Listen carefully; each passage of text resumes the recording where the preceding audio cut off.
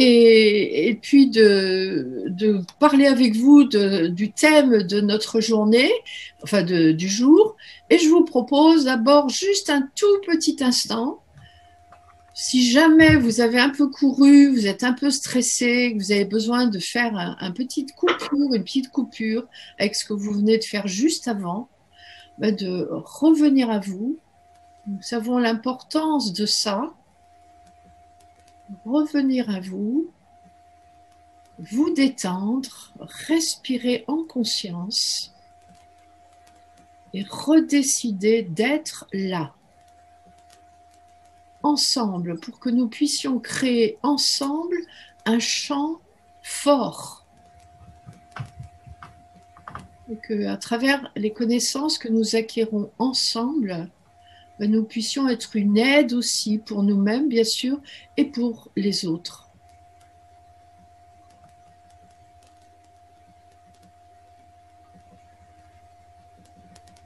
Et nous pouvons prendre une grande inspiration, ouvrir les yeux et regarder ceux qui sont là avec un grand plaisir. Alors, nous continuons notre aventure avec le déni, qui était le thème prévu pour ce jour. Le déni qui est un mot que l'on connaît quand même. Hein. Dénier, tu es dans le déni. J'imagine que ça vous arrive de temps en temps de le dire. Est-ce que vous avez une définition ou quand vous dites le déni pour vous, ça veut dire quoi? Juste pour savoir où vous en êtes au départ. Ça veut dire quoi? Oui, Christine? Le refus d'accepter la réalité? Oui, ça peut être une bonne définition. Le refus d'accepter la réalité. Oui. Catherine?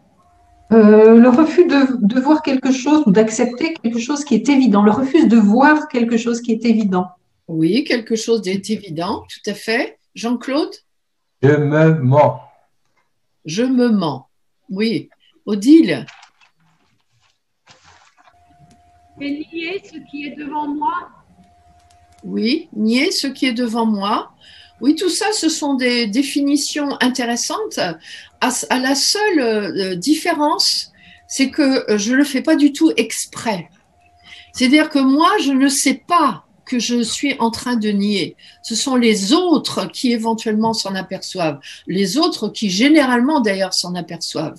Mais moi, c'est d'ailleurs pour ça que ça s'appelle un système de défense, je ne sais pas ce qui vit en moi, je ne sais pas que ce que je suis en train de faire est quelque chose d'ailleurs, ou éventuellement d'anormal, ou éventuellement qui me fait du mal. Souvent, c'est qui me fait du mal, ou que c'est quelque chose qui échappe complètement à mon contrôle. Donc, c'est en ça que c'est un système de défense et les autres le voient, bien sûr.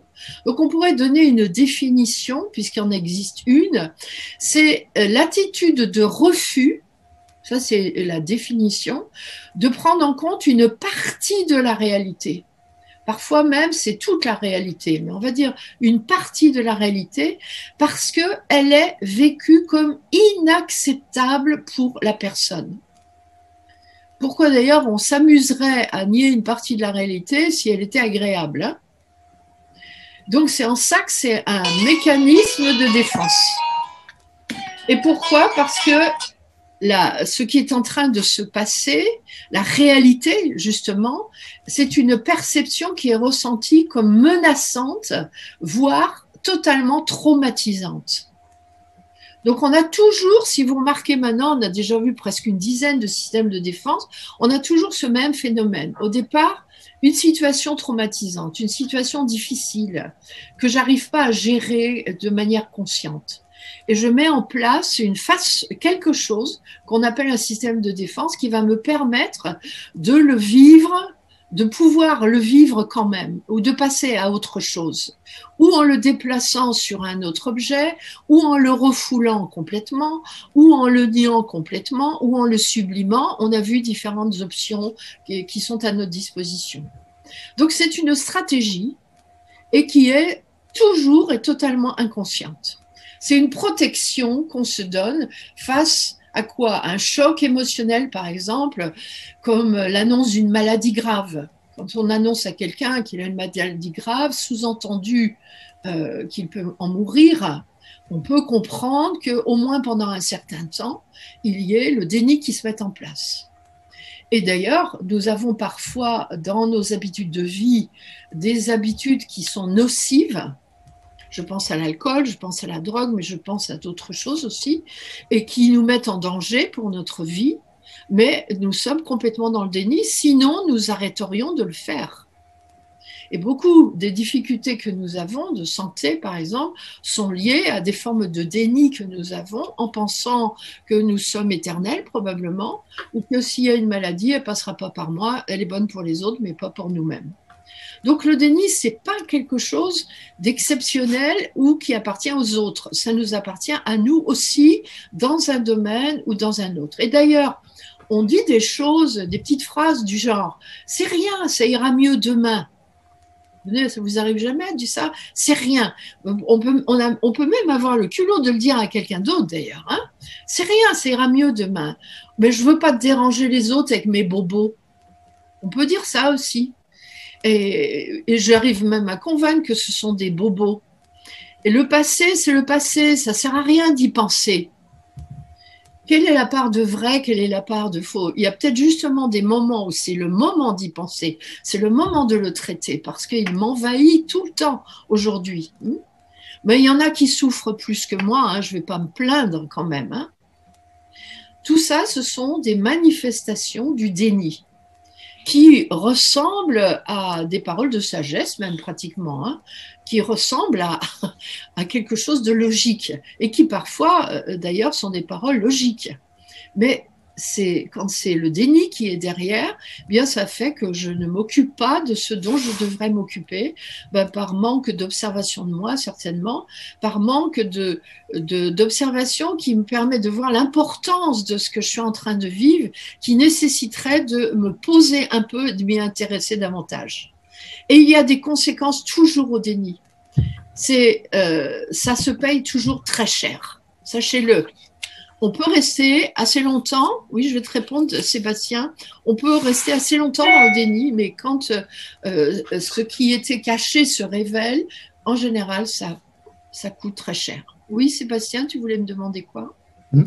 Ce que tu me dis me renvoie à la définition du tampon tel qu'on l'exprime en nouvelle psychologie spirituelle. Est-ce que ça fait partie des tampons, le déni, ou est-ce que c'est encore autre chose que le tampon? Si tu veux, on peut rapprocher les deux, puisque le tampon nous permet de vivre avec quelque chose qu'on n'a pas envie de vivre. Mais dans le tampon, il y a plutôt un aspect de mensonge qui n'existe pas dans le déni. C'est un mensonge, bien sûr, d'une certaine façon, mais c'est autre chose. Je pense que je te propose de ne pas comparer les deux. Voilà, de ne pas comparer les deux, parce que le système de défense, que ce soit celui-là ou un autre, on peut vraiment le remercier parce qu'il nous a permis de vivre jusqu'à présent avec quelque chose qui était une vraie souffrance. Et il est peut-être utile d'ailleurs que ce déni, nous le gardions jusqu'à la fin de notre vie. Et parfois non. Mais il y a des éléments de comparaison, effectivement, puisque c'est quelque chose qui est caché. Quand il y a une maladie grave, donc comme je vous le disais tout à l'heure, ou qu'il y a un décès soudain d'un conjoint, on sait que, par exemple, c'est la première étape du processus de deuil. Quand on a l'annonce d'un décès, la première chose qu'on dit, c'est non, c'est pas possible. Surtout quand c'est brutal, comme ça. Et donc, c'est un déni qui fait que c'est trop, tout de suite, là, d'encaisser la chose. C'est trop. Donc, j'ai besoin d'un temps pour pouvoir accepter cette réalité. Donc là, le déni dure sur une toute petite période. Et parfois, il va durer une vie entière. Alors, je vais vous donner juste quelques éléments de vie qui peuvent être à l'origine du déni. Donc, on vient de voir le décès d'un parent, d'un proche qui peut provoquer ce déni. Toutes les maladies, les handicaps et toutes les formes de douleur, la sienne ou même celle d'une personne de notre entourage, peut être à l'occasion d'un déni. Une rupture amoureuse, un divorce, une trahison, une déception, Tout ça aussi, ça peut provoquer un déni. Toutes les formes de violence physique, psychologique, les agressions, les humiliations peuvent être aussi l'objet de déni que l'on va garder pendant un certain temps. Par exemple, les personnes qui vivent avec des personnalités perverses narcissiques, on entend beaucoup parler de ces personnalités-là, sont très longtemps dans le déni. Et elles arrivent même à croire qu'effectivement, elles ne valent rien et qu'elles méritent le sort qui leur est réservé. Et il faut beaucoup de temps pour sortir de ce déni. Les conduites addictives, l'alcool, la drogue, eh bien, sont aussi des conduites qui nous emmènent dans le déni parce que nous ne sommes pas conscients à ce moment-là du danger dans lequel nous nous mettons. Et toutes les formes d'harcèlement, quand on est en burn-out, par exemple, c'est la preuve qu'on est resté dans le déni pendant longtemps, parfois pendant des années. Où justement, on s'est dit ces petites phrases dont je vous parlais tout à fait au début, mais c'est pas grave, après tout, il y en a d'autres, ça durera pas, quand je serai à la retraite, j'ai le temps de me reposer, alors que je suis en train de sombrer dans une dépression profonde et que le burn-out, je vais mettre des mois, voire des années, parfois à m'en sortir. Je viens de vivre des années dans le déni. Je ne me suis pas regardée. Donc, dans ces cas-là, Sébastien, on peut le rapprocher, pour ce cas-là, en tout cas, de ce fameux tampon dont tu parles. Hein. Les soucis financiers peuvent être aussi à l'origine de déni. Il y a des gens qui vivent à la limite vraiment du possible avec ce qu'ils gagnent et pour autant continuent à dépenser comme si l'argent allait rentrer ou qu'il n'y a aucune chance ou aucune malchance que le banquier se manifeste. Ça existe, c'est pas exceptionnel, c'est quelque chose de très courant. Donc, vous voyez, c'est tous ces éléments-là et d'autres encore qui peuvent être à l'origine de nos dénis. Parce que on ne se sent pas la force de regarder les choses en face. Il y a quelque chose en nous qui nous manque pour pouvoir le regarder en face. Ça nous permet de voir la réalité comme moins cruelle et moins douloureuse.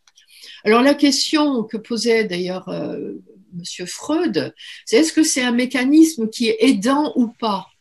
Bien sûr que oui, c'est forcément aidant, c'est un mécanisme de défense jusqu'à un certain point. Il y a des moments où heureusement que nous l'avons. Et en plus, le déni, il nous dit quelque chose, il nous apprend quelque chose. Qu'est-ce qu'il nous apprend? C'est qu'on n'a pas la possibilité, on est incapable de voir, d'entendre ou de voir la réalité. Il y a quelque chose en nous qui ne peut pas. Et pourtant, ce déni nous dit, on a besoin d'un temps et d'un espace pour ça. Tu as besoin de t'arrêter, de dire stop de temps en temps pour te poser, être face à face avec ça en toi. Et la méditation, par exemple, c'est un des bons moyens. Tout comme le déni qui nous fait cacher certaines choses importantes de notre vie, vous allez le voir apparaître dans les rêves, par exemple. Ça va se transformer en images ou en scènes qui sont parfois terribles, mais elles viennent quelque part nous aider quand même à manifester à l'extérieur ce qui est complètement bloqué à l'intérieur. Le déni, ça crie une conviction intime. Le déni, ça hurle une nécessité de fixer la réalité avant de la voir changer. Et pour changer notre vie, parfois nos orientations professionnelles, pour décider de quitter quelqu'un avec qui on est très malheureux depuis longtemps, eh bien le déni, il va nous obliger à un moment donné, parce que ça peut pas durer éternellement non plus, à regarder la réalité pour pouvoir passer à autre chose. Donc, ça nous oblige à être adaptable à un moment donné, quand on sort en tout cas du déni. Donc, il est aidant parce qu'il enseigne à une personne qu'elle est dans un état de souffrance intérieure. Il enseigne à une personne qu'il est temps qu'elle s'occupe d'elle. Et quand nous sommes dans le déni, sachez-le, nous n'entendons personne. Nous n'entendons pas les conseils, ni les mises en garde, ni les colères, les regrets de notre entourage, ni même les menaces de notre entourage. Si tu continues, tu vas voir, je te quitte. Si tu continues, il va t'arriver telle et telle chose. Je l'entends pas. Je suis la douleur quand je suis dans le déni. La douleur et moi, c'est un, Je suis totalement identifiée à cette douleur. Et quand un de nos proches est dans le déni, ne vous faites pas d'illusions, hein. C'est pas parce que vous allez vous crier ou vous allez essayer de lui montrer que la personne va être capable de le voir et vous allez vous sentir impuissant, transparent, inefficace et parfois même coupable de ne pas arriver à trouver les mots pour lui dire. C'est comme si on était deux bulles, l'un à côté de l'autre, et que l'un ne pouvait voir l'autre. L'un ne pouvait pas rentrer en relation avec l'autre. Alors, qu'est-ce qu'on fait? Qu'est-ce qu'on fait? Oui, Sébastien. Oui, tu vas peut-être y venir, Colline, mais je me dis, puisque la personne qui est dans le déni, c'est son système d'autoprotection qui lui permet finalement de vivre quelque chose qui est trop grand pour elle, mais malgré tout, elle le vit à sa manière. Elle s'est protégée à travers ce déni. Une personne qui, par exemple, je peux penser à un enfant avec sa maman. Sa maman voit la réalité, l'enfant ne la voit pas. La maman voudrait essayer d'aider l'enfant à sortir du problème dans lequel il s'est immergé et qu'il n'arrive pas à clarifier en lui. Mais je me dis, si on dit que c'est un processus qui est aidant, c'est que la personne elle a besoin de ce processus pour pouvoir continuer à vivre. Et l'aidant, s'il amène la personne un peu trop tôt à mettre le doigt là-dessus, c'est quelque part comme une forme de violence qu'il impose à l'autre. Si on essaye d'aller là-dessus un peu trop tôt. Donc je me dis, ben tiens, mais finalement, comment on peut aider avec bienveillance une personne qui est dans le déni alors que peut-être qu'elle n'est pas prête à affronter la réalité encore telle qu'elle est? Oui, ben tu as tout à fait raison.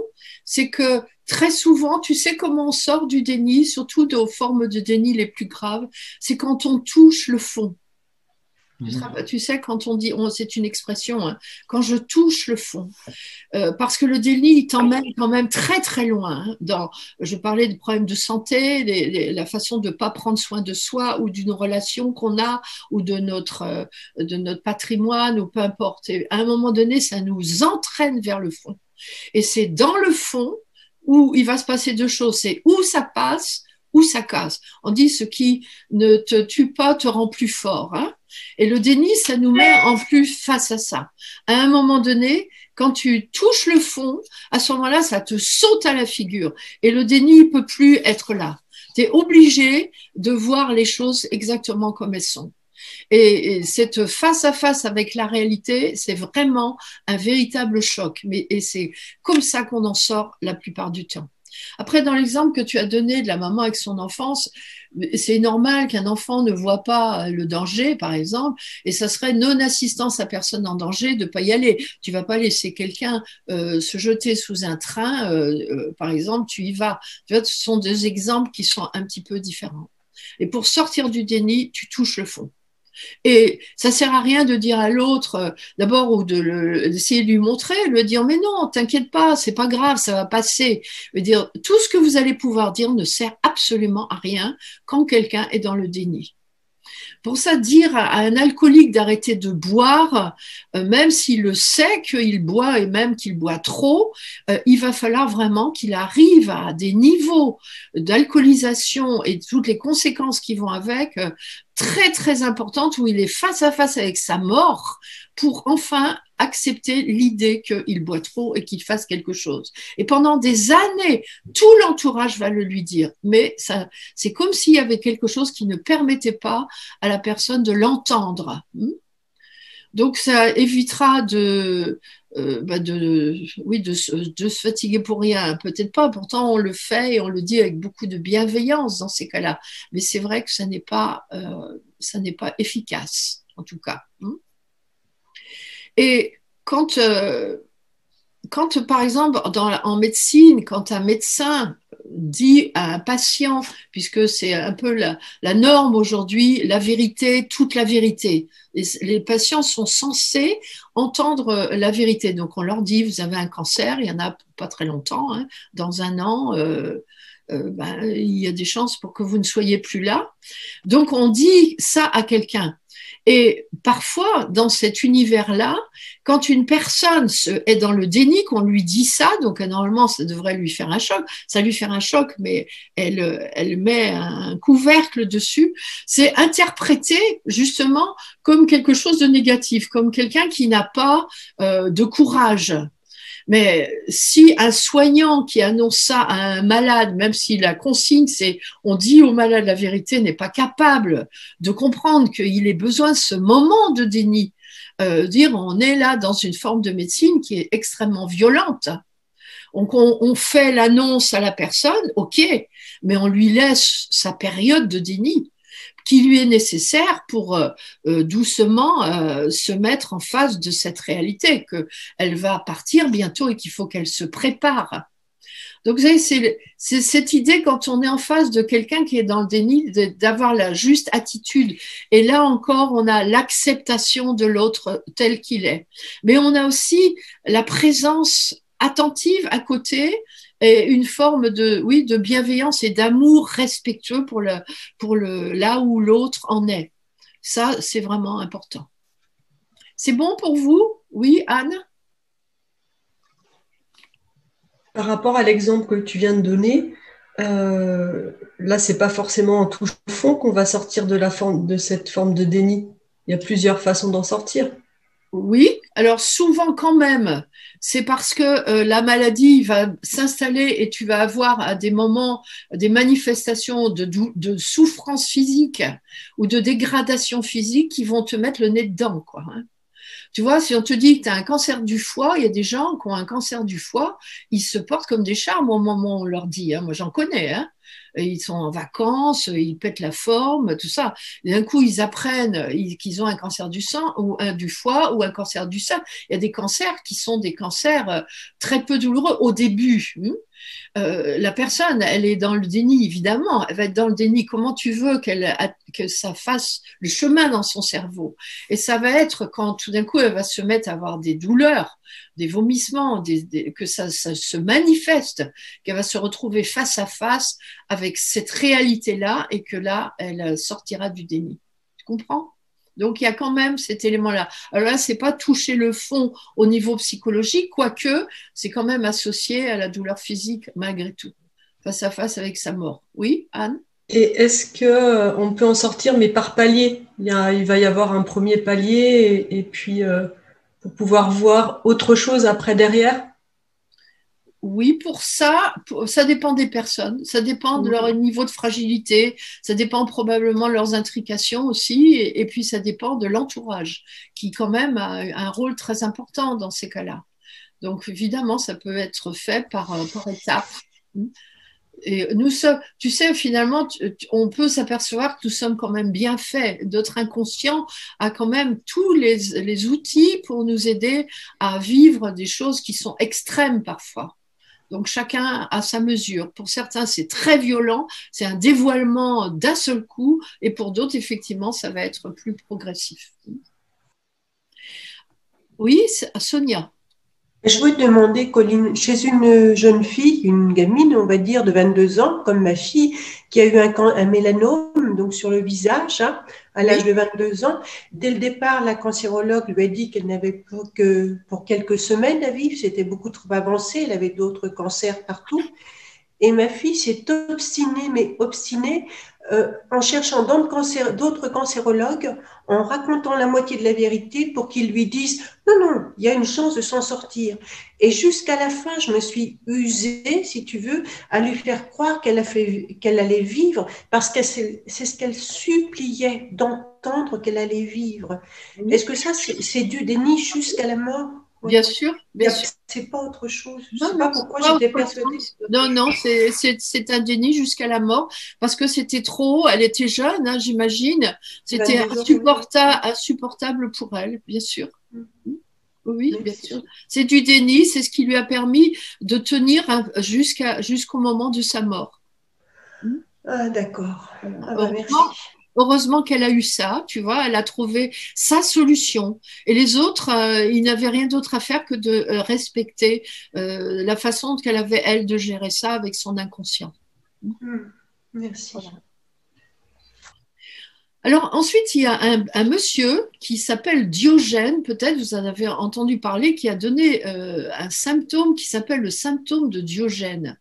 Et c'est un monsieur qui a vécu 4 siècles avant Jésus-Christ, donc c'est un vieux monsieur qui n'est plus là aujourd'hui, dans la Grèce antique, et qui avait un mode de vie très particulier, à l'époque en tout cas. C'était un vagabond. Et il était détaché de toutes les conventions sociales, que ce soit pour la façon de s'habiller, de se laver, pas d'ailleurs en l'occurrence. Et il a vécu en liberté totale à l'époque, dans des conditions précaires et avec une négligence qui à l'époque n'était pas du tout autorisée. Et ce monsieur s'appelait Diogène. Et dans les années 1920-1930, il y a un médecin qui a fait le rapprochement entre la vie de ce monsieur Diogène et puis certains de ses malades. Et il a donné à ces malades ce nom-là, la maladie-là de Diogène, le syndrome de Diogène. Et qu'est-ce que c'est le syndrome de Diogène? C'est relativement courant d'ailleurs. Ce sont ceux qui ont abandonné l'idée de toute hygiène, qu'elle soit domestique ou corporelle. Donc, la maison est dans un état, vous pouvez même pas, il faut le voir pour le croire, hein, et la personne ne se lave absolument jamais, ni se coiffe, ni change ses vêtements, ni autre. Et elle accumule, en plus, ça fait partie du symptôme souvent, des objets chez elle, dans tous les coins de la maison, jusqu'au plafond, mais vraiment d'une façon qui est inimaginable pour nous aujourd'hui, hein, et avec un isolement social total, presque total. C'est-à-dire que c'est quelqu'un qui est enfermé à la maison, qui ne s'occupe pas du tout d'elle, à aucun point de vue, et qui ne voit personne. Et qui a une maison qui est dans un tel état d'odeur, avec des bêtes qui sont là, que ce sont souvent les voisins qui alertent les services sociaux, tellement ça sent mauvais. Ça s'appelle le syndrome de Diogène, qui est un syndrome qui est lié au déni aussi. Et il y a beaucoup dans les symptômes, il y a beaucoup de cas qui sont un petit peu avec des variantes. Et il y en a un qui est complètement opposé, des gens qui vivent dans une pièce totalement vide. C'est aussi le syndrome de Diogène. Il y a 0 objet, comme on dit, et dans le donnement le plus total. Et eux, par contre, une propreté au point de ne pas supporter qu'il y a un objet dans la maison, de peur d'être obligé de l'astiquer. Donc, tout est nu, tout est vide, tout est nickel, tout est propre et javelisé. Et là aussi, la personne est complètement isolée. Dans un cas comme dans l'autre, personne ne rentre chez ces personnes-là. Ils vous inviteront jamais. On découvre souvent au moment de leur mort parce que c'est plutôt des personnes âgées, plutôt des femmes. Il y a des gens plus jeunes aussi, mais c'est plutôt des gens un peu plus âgés qui ont ce syndrome de Diogène. Et le déni, il est que d'abord, elle se rend pas compte que c'est quelque chose d'anormal et qu'elle parle à personne d'un éventuel besoin qu'elle aurait de quelque sorte qu'il soit. Donc la négligence, elle est extrême.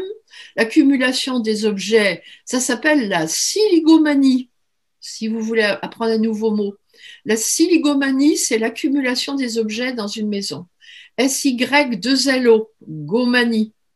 Silogomanie. Donc les objets hétéroclites, parfois quand les personnes meurent, on trouve chez eux des sacs en plastique par milliers, pliés en 3, des tas de trucs qui servent à rien, qui sont là depuis 3 générations. Ça, c'est la silogomanie. Donc la dénie complètement de son état et l'isolement. La personne, elle est suspicieuse et elle est très astucieuse pour éviter que des gens viennent chez elle, avec une grande distance, et elle ne se rend pas compte de la réalité. Pas du tout. Hein. J'ai vu l'autre jour une émission de la SPA où il y a eu un signalement d'odeur par les voisins, et il y avait 2 femmes qui vivaient dans une maison de femmes assez âgées, et quand ils ont ouvert les portes, il y avait un nombre de chats absolument incalculable. Et les portes, je voulais même pas y croire. Quand on ouvrait une porte, à la moitié de la hauteur, il y avait du papier journal qui était accumulé là depuis 60 ans. Et les chats avaient fait des trous, des tunnels à l'intérieur du papier journal qui était recouvert d'excréments, qui avait durci depuis longtemps. C'est une maison, il n'y avait qu'une chose à faire, c'était mettre le feu, il n'y avait rien d'autre. Et ces femmes, elles vivaient là avec ces chats depuis extrêmement longtemps. Et il y avait des chats absolument partout dans cette maison. Là, c'est vraiment la chose extrême. Alors, il y a quelque chose de très étrange avec la loi française, c'est qu'on n'a pas le droit d'intervenir chez les gens qui souffrent de ce type de déni. On n'a pas le droit. Sauf dans 2 cas. Si quand enfin on arrive à les voir, on s'aperçoit qu'ils ont une maladie mentale. Ça arrive, hein, ils peuvent être schizophrènes, mais ils peuvent avoir une maladie mentale. À ce moment-là, on a le droit d'intervenir et on les confie à l'hôpital psychiatrique et s'ils sont très vieux, à un EHPAD. En général, c'est comme ça que ça se termine. Qu'est-ce qu'ils peuvent encore? Oui, c'est souvent ça. Mais si la personne n'a pas de maladie mentale, bien que, voilà, apparemment ça ressemble, mais si elle n'en a pas, elle n'est pas schizophrène, elle n'est pas débile, c'est une adulte qui a fait un choix de vie, qui ne demande rien à personne. On n'a pas le droit d'intervenir auprès de ces personnes. C'est interdit par la loi. Et donc, il y a 2 difficultés. La première difficulté, c'est de rentrer en contact avec elles. Et c'est pourtant la seule solution, la seule possibilité qu'on ait. Et c'est extrêmement difficile de rentrer en contact avec elles. Donc ce sont les services sociaux qui sont chargés de le faire, grâce aux voisins très souvent. Arriver à rentrer en contact, à avoir de la confiance de ces personnes pour pouvoir rentrer, voir l'état des lieux quand même, et ensuite les faire accepter de voir un médecin alors qu'elle se trouve tout ce qui est plus normal. Vous comprenez? Le déni, là, il est absolu, hein, à tous les points de vue. Et ça m'a beaucoup étonnée quand j'ai regardé de plus près de voir que la loi française pouvait protéger ces gens et donc on peut les laisser comme ça, dans une maison avec des odeurs épouvantables sans avoir le droit d'intervenir. Le syndrome de Diogène. Oui? Oui, Monique. Dans beaucoup de cas, dans les systèmes de défense, c'était lié à la toute petite enfance. Oui, dans le cas présent, pas forcément. Ça peut être vraiment des événements de la vie. Oui, tout à fait. Un traumatisme de la vie. C'est pas que la petite enfance, hein, le déni. Ça peut être plus tard.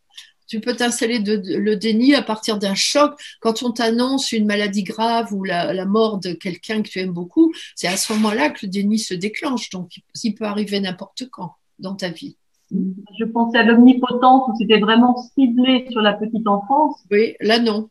Là non. Là non. Non, l'omnipotence, c'est vraiment ciblé là, effectivement. Et c'est de la psychiatrie pour s'en guérir, ça dépend du niveau de déni de la personne.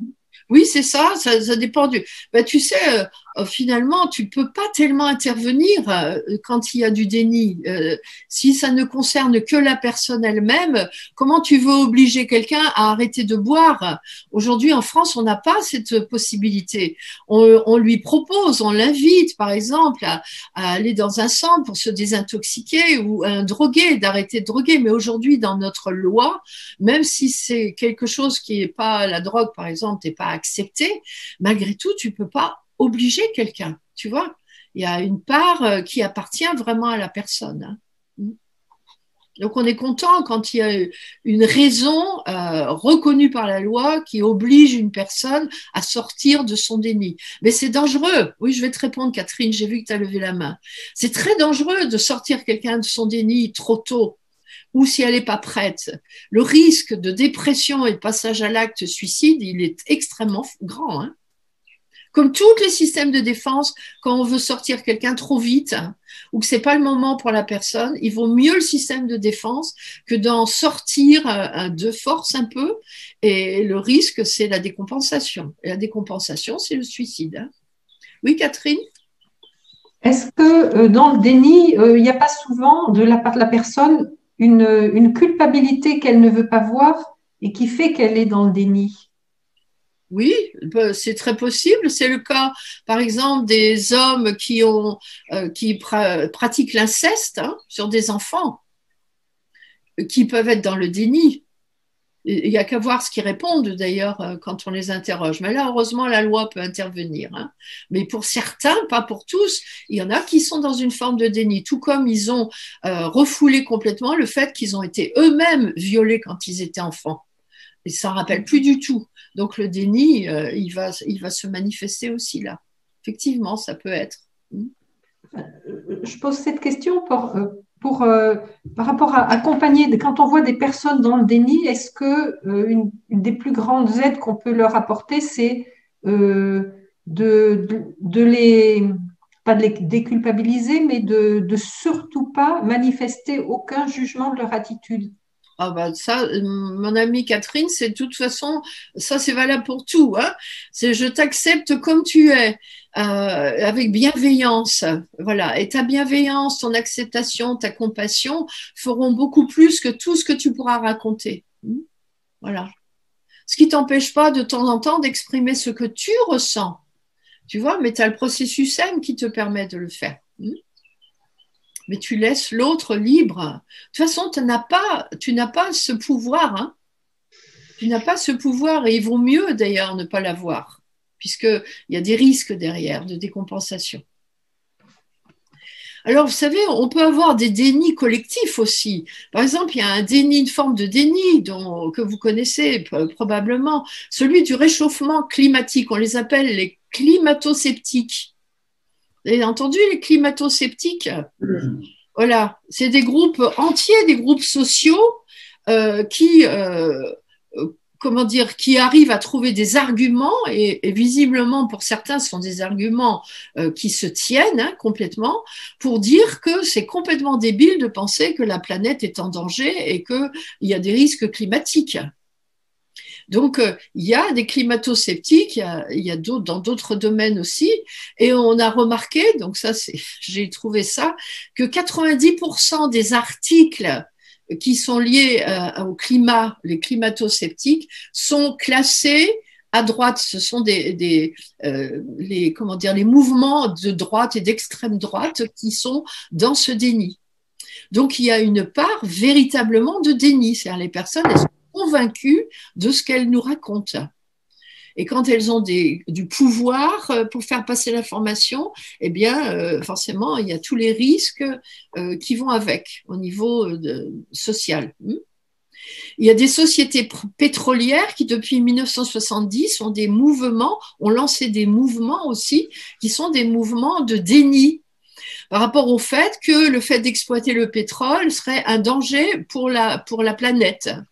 Et il y a eu des quantités d'émissions, des quantités d'articles, des magazines entiers qui ont été créés par ces grandes industries là, pétrolières pour essayer de montrer, et en plus, pour certains, j'ose dire ça comme ça, c'était de bonne foi, c'est du véritable déni qu'il n'y avait pas de risque. Alors derrière, il y a forcément ceux qui le savent et il y a ceux qui réellement croient qu'il n'y a pas de risque. J'oserais étendre au Covid, mais on ne va pas rentrer là-dedans, mais il y a certainement aussi des dénis qui traînent quelque part. Dans tout ce qui nous est dit, il y a des gens de très très bonne volonté, de très bonnes intentions et qui ont même un grand cœur et qui nous disent des choses qui sont dites à partir de leur déni. Véritablement, il n'y a qu'à regarder, écouter pour le voir. Autrement, qui a raison et qui a tort? Je vous laisse la réponse tout seul. Et puis après, il y a le déni de grossesse. Vous avez entendu parler de ça, du déni de grossesse. C'est aussi une des manifestations du déni.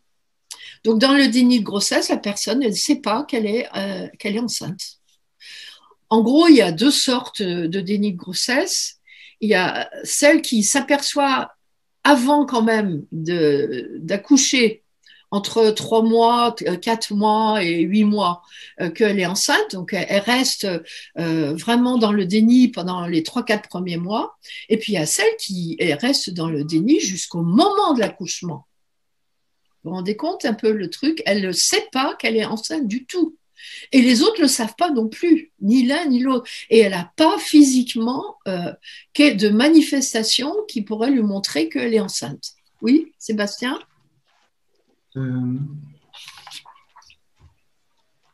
Le déni, tu nous disais au début de ton intervention, Colline, que la personne ne se rendait pas compte qu'elle était dans le déni. Donc, il y a une part d'inconscience qui fait qu'elle ne se rend pas compte, une grande part d'inconscience. Oui. Et quelque part, j'ai envie de dire, on est tous plus ou moins dans le déni parce que, non pas forcément par inconscience, mais notre état d'ignorance ne nous permet pas d'avoir une vision globale d'une situation. Oui. Et du coup, c'est comme si c'était une forme de... Ça génère une forme de déni, mais non pas... c'est le déni, mais provoqué du coup par notre état d'ignorance. Oui, ben oui, c'est un déni collectif. En ce moment, on est dans un déni collectif qui est entretenu par le déni de ceux qui nous parlent et qui nous parlent de la situation. Effectivement, c'est un état d'ignorance globale. Oui, tu as raison. Mais c'est du déni quand même, hein? Oui, oui. C'est du déni quand même. Il va nous entraîner quand même, ce déni, hein? Inexorablement, il va nous entraîner. Donc, le jour où on va se réveiller, je pense que ça va faire très, très mal. Et de temps en temps, il y a quelques personnes qui arrivent à sortir du déni et à voir les choses avec plus d'objectivité. Mais quand ils le disent, on les appelle, comment on les appelle aujourd'hui? Les complotistes. Hein. Quand ils expriment aux autres ce qu'ils voient, eux, de différent, la masse des autres personnes, on le voit quand même. Je veux dire, on n'est pas capable de l'entendre.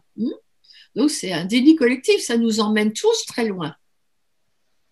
Et c'est la même chose que ce qu'on vit personnellement de la même manière. Donc, comment garder l'esprit clair avec tout ça?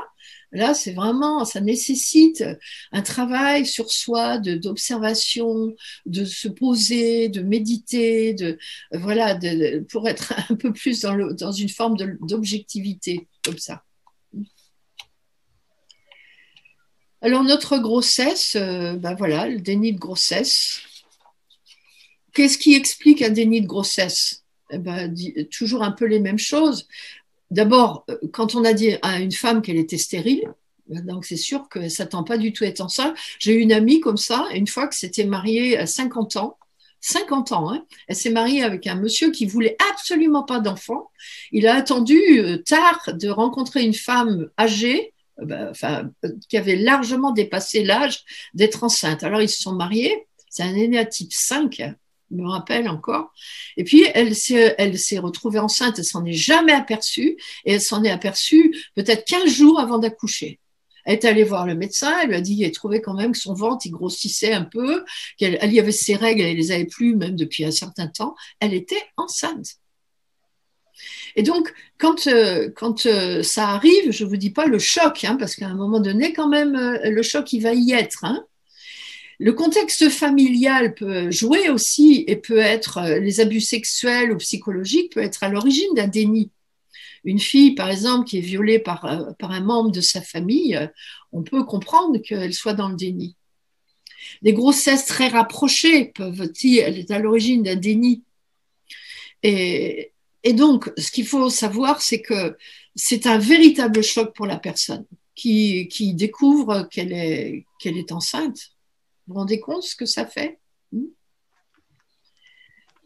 Parce qu'elle se sent coupable de ne pas avoir été là. Elle a l'impression que quelque chose lui a été volé pendant toute cette période-là. Elle se sent comme trahie par son propre corps.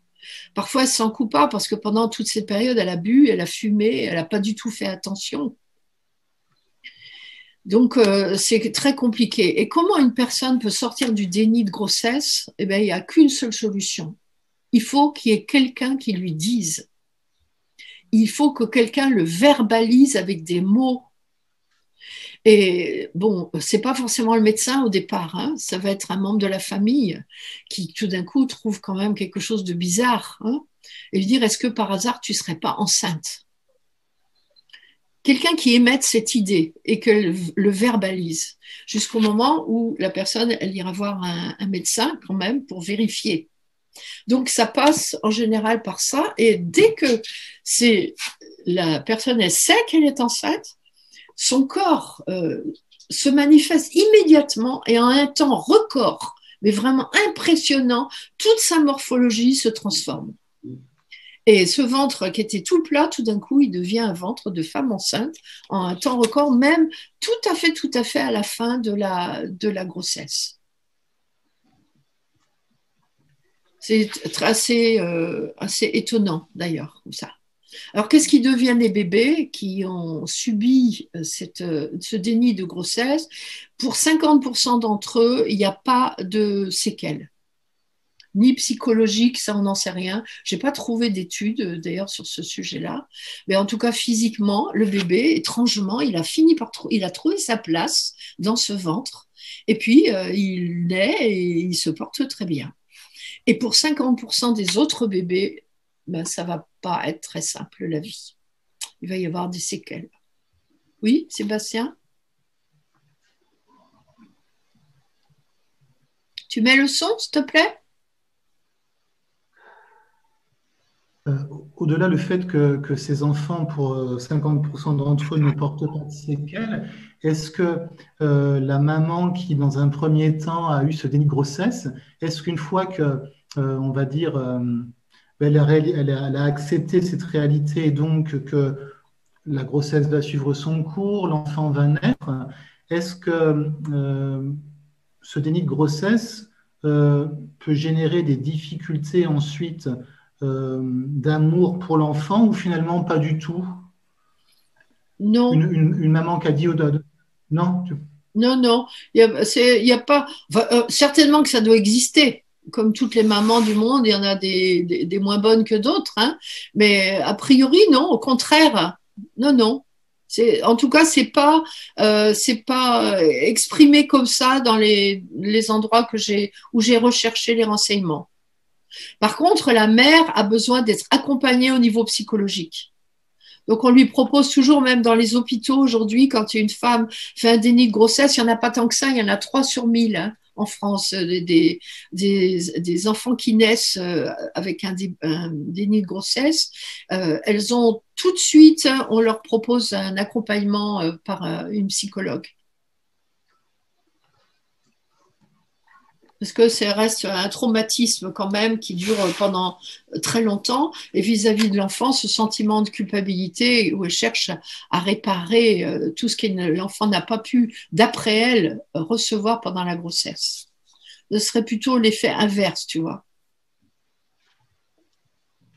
Alors sachez que le déni de grossesse, il concerne tous les milieux sociaux. Il n'y a pas, ça ne se produit pas chez des gens plus pauvres ou plus riches. Hein. Il n'y a pas de profil psychologique d'une femme qui fait un déni de grossesse. Ça peut arriver à n'importe qui, n'importe où, dans n'importe quel pays et dans n'importe quel milieu. Voilà ce que je voulais partager avec vous dans les dénis principaux. Est-ce que vous avez une question? Oui, Odile. Et après, Catherine. Pour les 50% des séquelles, c'est quoi comme séquelles? Des séquelles physiques. Dans la grossesse, qui a eu le bébé qui a eu du mal à se développer, et puis une séquelle psychologique, parce que quand même le lien entre la mère et l'enfant qui s'est pas fait. Et donc, il y a très peu de choses qui sont dites à ce sujet. Mais je pense que ça, pour ceux qui sont spécialisés, ils auraient certainement des choses à nous raconter. Je ne peux pas te inventer des choses que je ne connais pas. Oui, Catherine? Ce que je retiens de tout ce que tu as dit, oui, c'est que face à une personne qui est dans un déni, et on peut souvent être dans un déni. Oui. On peut rien, enfin, la personne ne pourra sortir du déni que quand elle touche le fond, ce qui est quand même dangereux. Non. j'ai pas dit ça. Quand tu es avec quelqu'un qui est dans le déni, bon, j'ai pris l'exemple de la drogue parce que c'est une forme de déni quand même, hein, ou quelqu'un qui se néglige, par exemple, et tu vois que la personne est grossie, grossie, grossie et que elle va de plus en plus mal, tu vas pas rester à côté en continuant à lui faire des plats en sauce et des gâteaux tous les jours, quoi. Hein. Autrement, tu deviens codépendante. C'est pas ça. Bien sûr que tu peux exprimer, c'est ce que je t'ai dit tout à l'heure, tu peux exprimer ce que tu ressens, toi, avec le processus M. Quand je te vois grossir comme ça ou quand je te vois faire ça, tu lui exprimes comment ça te fait mal à toi. Mais c'est tout ce que tu peux faire. Tu peux pas l'obliger à rien, à autre chose. Bien sûr, tu t'exprimes et tu es là le jour où il y a besoin, tu es présente. Après, pour que elle change, pour que elle bouge, il va falloir qu'elle touche un fond de quelque chose. Il va falloir qu'elle arrive à un moment donné où c'est trop. Et tout ce que tu auras pu dire jusque-là, peut-être à ce moment-là, pourra prendre du sens et avoir du poids. Tu comprends? Oui. Voilà. Et puis, si tu es dépassé, ou quelqu'un, par exemple, tu sens quelqu'un qui est en train de délirer, une personne qui a la maladie d'Alzheimer, par exemple. Voilà, c'est autre chose, là. Hein. Elle est dans le déni. On est pas un certain temps dans le déni avec la maladie d'Alzheimer. C'est normal, mais dans ces cas-là, à des moments, il faut aller voir un médecin. Hein.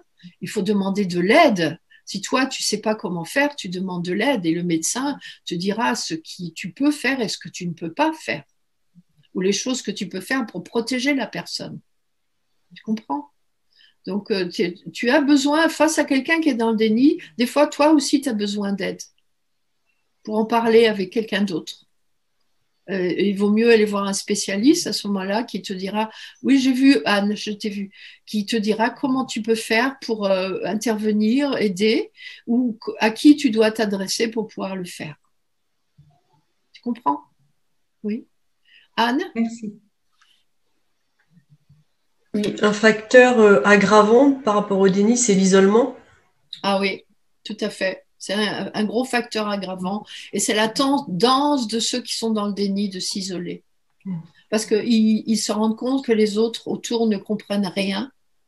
Et donc, comme c'est une source de souffrance complémentaire, alors on a envie de s'isoler. On parle plus, on n'exprime plus, on partage. C'est là où il faut de la vigilance. C'est ça, oui, on ne partage pas. Oui, Odile?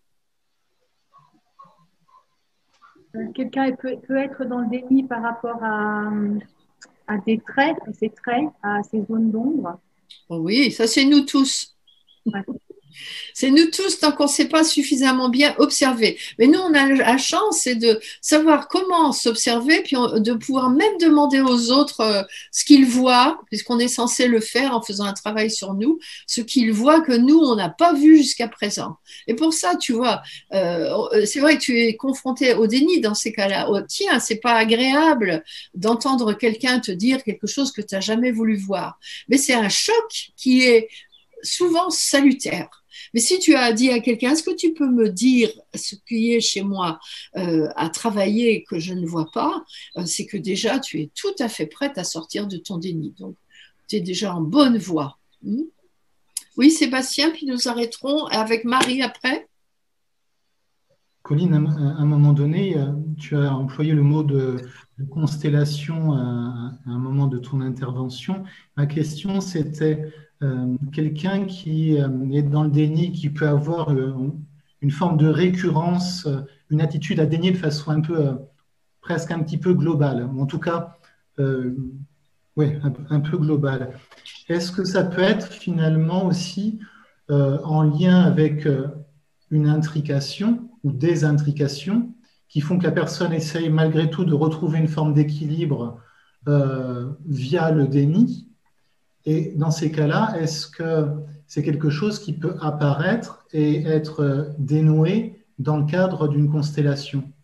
Ah oui, probablement qu'il y a des éléments de systémie là-dedans. Mais j'imagine pas un client venir me voir et en me disant je suis dans le déni de je ne sais quoi et je voudrais une constellation. Quelqu'un d'autre de sa famille peut venir pour le demander. J'ai mon mari qui est alcoolique et je ne sais pas comment faire. À ce moment-là, tu vas faire une constellation et tu verras qu'il y a effectivement un problème systémique derrière, qui fait que cette personne, elle est comme elle est. Bien sûr, tu sais qu'il y a des niveaux de thérapie, donc là on est en train de regarder quand même le niveau psychologique, mais il y a toujours derrière des éléments systémiques qui sont présents. Peut-être pas toujours, mais souvent en tout cas. Mais juste dans ces cas-là, la personne qui demanderait une constellation par rapport à la problématique de son mari, la constellation se fait bien pour la personne. C'est pas pour le mari, c'est bien la personne qui a le problème avec le déni d'alcoolisme de son mari. C'est bien ça. Bien sûr, mais il y aurait son mari dans la constellation. Ok. Donc, de toute façon, le travail se ferait aussi pour lui. Oui, Marie, on termine avec toi? Oui, moi je pensais à un déni assez commun et généralisé qui est le déni du vieillissement. Ah oui, tout à fait. Avec, par exemple, des personnes qui pensent toujours savoir conduire. Et ça pose un vrai problème. Tout à fait. Oui, tu as raison. Si on avait le temps, on ferait la liste de toutes les formes de déni qui existent, que l'on voit autour de nous. Et puis on observerait l'effet que ça nous fait à nous de l'extérieur, ce qui serait une manière de voir est-ce que je me comporte avec bienveillance, avec compassion devant ces personnes. Ça peut être un peu agaçant de voir une personne âgée qui conduit à 10 à l'heure et qui fait que des bêtises au volant, dire non mais les vieux, il faut les mettre au rencard, quoi. Hein. Qu'est-ce qu'elle fait encore avec un volant dans les mains et de comprendre que cette personne, elle n'est pas en capacité d'être dans cette acceptation de son âge. Tu as tout à fait raison. Ça va être souvent la loi qui va être le choc d'ailleurs. Hein. L'accident, le pépin, c'est encore une fois un choc. Il va faire qu'elle va être obligée d'arrêter. Mais pas pour autant qu'elle va accepter qu'elle est suffisamment, elle est trop vieille pour conduire. Il y a des personnes qui, même après qu'on les ait arrêtées, elles sont encore en train de revendiquer de conduire quand même. Elles ne comprennent pas qu'on les ait arrêtées. Donc, tu sais, le déni, malgré tout, on peut se le traîner très longtemps. Voilà, les amis, ce que je voulais partager avec vous aujourd'hui. Donc, on peut simplement le laisser résonner en nous, ce déni. J'invite chacun à, non pas à observer le déni qui nous habite, peut-être à poser la question à quelqu'un qui nous aime beaucoup pour voir l'effet que ça nous fait quand quelqu'un nous dit « là, je trouve que tu es dans le déni ». Et en tout cas, en même temps, de reconnaître comment nous sommes bien faits, comment nous arrivons à vivre avec parfois des situations de base, de départ qui sont vraiment difficiles.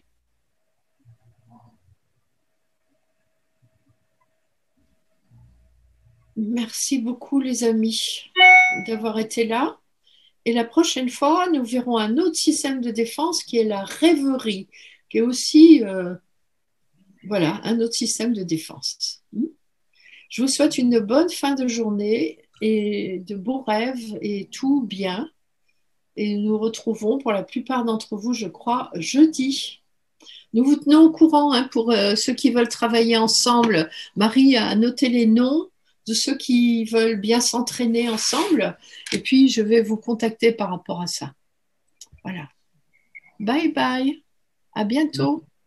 Marie, si tu veux bien me contacter, c'est volontiers pour l'entraînement aussi. Ok. Merci. Et moi aussi, Marie, tu peux m'ajouter sur la liste. Merci.